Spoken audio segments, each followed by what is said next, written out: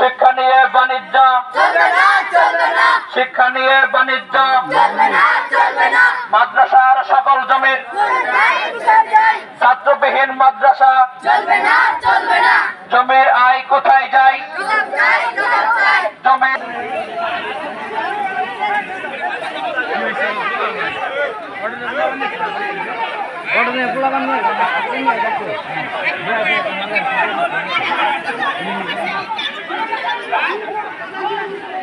তোমরা কি মাদ্রাসায় লেখাপড়া করো? সত্যি কথা বলবা, তোমরা কি মাদ্রাসায় লেখাপড়া করো? তাহলে তোমরা ওই মাদ্রাসায় যে দেখলাম তোমাদের ক্লাসরুমে, তোমরা ক্লাসরুমে বসে আছিলে কেন? সত্যি কথা বলবা, ক্লাসরুমে যে তোমরা দেখলাম, ইনো মিথ্যা কথা বললে কিছু নাই, ঠিক আছে?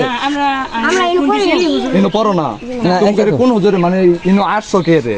কিসের জন্য আসছো?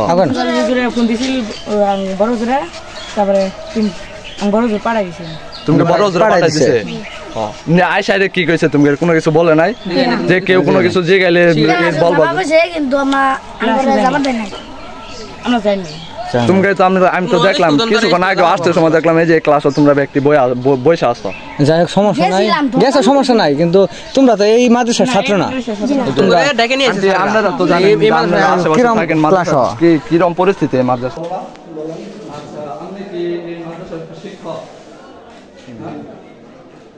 আপনি আরেক মাদ্রাসা থেকে আইছেন?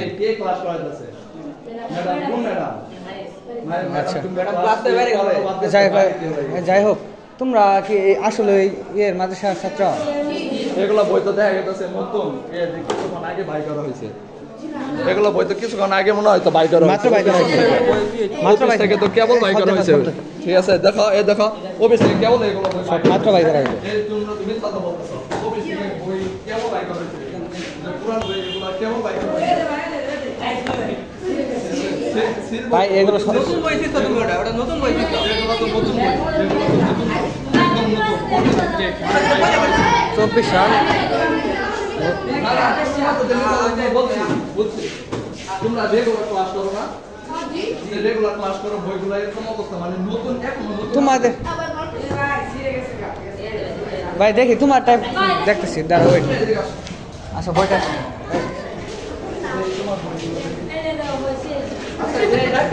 নতুন বই ভাই, এই যে যত্ন করে রাখো, বুঝছি ভাই পুরান হয়েছে, দাগা দেখে হয়েছে।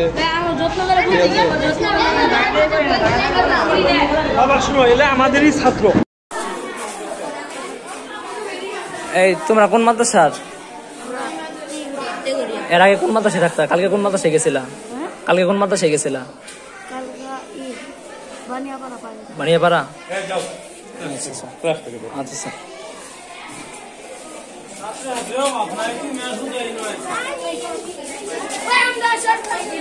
শোনো, কালকে তোমরা কোন মাদ্রাসায় গেছিলা? বন্যা আছে তোমার বাড়ি? বই বন্যা এলাকায় এই 1 মাস কইছিলা, এনে আসলো না একদিন, আজকে এলাকায় না নাকি? একটু কথা বলি, শোনো শোনো, কালকে আসলাম না কেন? 1 মাস আসলাম না কেন? আমি আপনাদেরকে অনুরোধ করব যে আমরা এলাকার মানুষ প্রত্যেকে ইসলামে বলুক, একজন মাওলানা হোক, একজন শিক্ষক হোক, হয়ে আমাদের প্রশাসন চলাফেরা করুক, কিন্তু আপনাদের শিক্ষকদের মধ্যে যদি মিথ্যা অবান্তর কিছু চলে আসে তাহলে তো ছাত্র করে কিছুই নাই। যাই হোক, মিথ্যা আশ্রয় বাদ দিয়ে আজ থেকে আপনারা মনে করেন যে মাদ্রাসাটা কিভাবে ছাত্র আসবে, কমিটি কিভাবে আসা যাবে, যদি শিক্ষক নিয়োগ করার দরকার থাকে এলাকা মানুষ আছে, সবাইকে নিয়ে কমিটি গঠন করে মাদ্রাসার উন্নয়ন বোর্ডকে কাজ।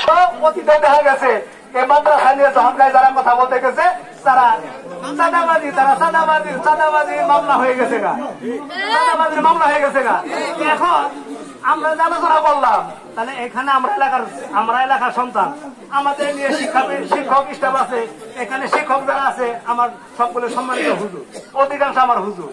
আমার ডাক দিয়ে বলতে পারতো কাছে কি নিয়ে আন্দোলন করতেছ, এই আন্দোলন যদি আমরা সবাই মিলে যদি সমাধান করি সমস্যাটা কি, অনারা করতো না, কি করতো না, কাছে মাইলে এলাকার মানুষ আমরা লুটে খাবেতাম না। উনারা হলো আমার শিক্ষক, উনারা যদি দেখিনি আমার বলে, আমার তো কান ধরেও বলে দেয় কাশিমের দিকা কি হলো, আমরা এইভাবে প্রতিষ্ঠান আন্দোলন করা দরকার নাই, আমরা এই প্রতিষ্ঠানটা সুন্দর করবো, তোর যা সহযোগিতা করবি, কিন্তু এটা না করে করছি কি জানো, আমরা আন্দোলন কর্ম করার কারণে আমার ছেলের বিরুদ্ধে আনিসুর রহমান, আমি আবুল কাসেম, চাংসার আর হেলা চেয়ারম্যান নামে মামলা করতে আছি, জিডি করে খাইছি। আমরা কি চাঁদাবাজি করছি? চাঁদাবাজির লোক আমরা, সন্ত্রাসী লোক আমরা, আমরা পরে টেমারে খাই এমন প্রমাণ আছে? তাইলে এই যে অহযোগ্য হয়রানি করে, তাইলে এই সাহসটা দিল কারা? এলাকার মানুষ সাহস না দিলে সাহস পায়? হ্যাঁ, তাহলে এই ধরনের কথা আর মাত্র একজন শিক্ষার্থীতে কিভাবে একটা প্রতিষ্ঠান চলে, এজন্য আমি দীর্ঘদিন থেকে দেখতেছি। আমি আমার এলাকার সবাইকে ডাক দিয়েছি, সেখানে কোনো প্রলোভন আসা নাই, আসতে নিষেধ করা হয়েছে, বিভিন্ন হয়েও হুমকি দেওয়া হয়েছে, না ওখানে গেলে তোর বিরুদ্ধে মামলা হবে, তোর বাপের জবর দেবো না মাদ্রাসার মাঠের মধ্যে, এরকম নানান ধরনের হুমকি দিয়ে এলাকার মানুষকে এখানে আসতে দেয় নাই। এজন্য এখানে আজকে জনতার মাঝে এই নজরুল ভাই যে বক্তব্য দিল, এই বক্তব্যের সাথে আমি একমত, আমার কোনো দ্বিমত নাই। আমি অতি শীঘ্রই এলাকার গণ্যমান্য ব্যক্তিদেরকে আহ্বান করবো,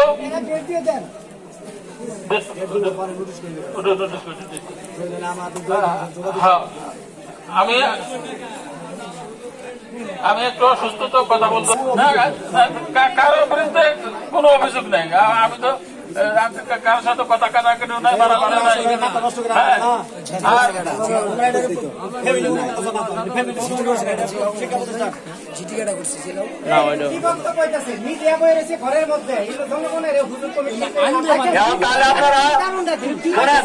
প্রিন্সিপাল আমাদেরকে যে কাছে